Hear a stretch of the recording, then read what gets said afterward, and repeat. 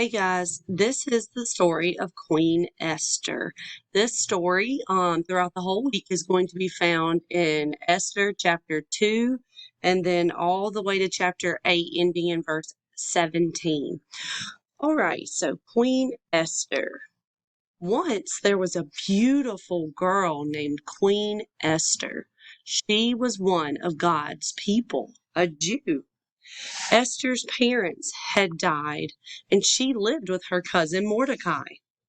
During this time, she during this time the Jews did not live in their own country and have their own king. The king of a different country ruled over them. The king's name was Ahasuerus.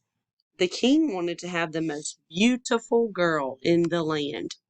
He wanted to have a beautiful queen to marry. So all of the girls in the land were brought to him, and he chose the most beautiful of them all.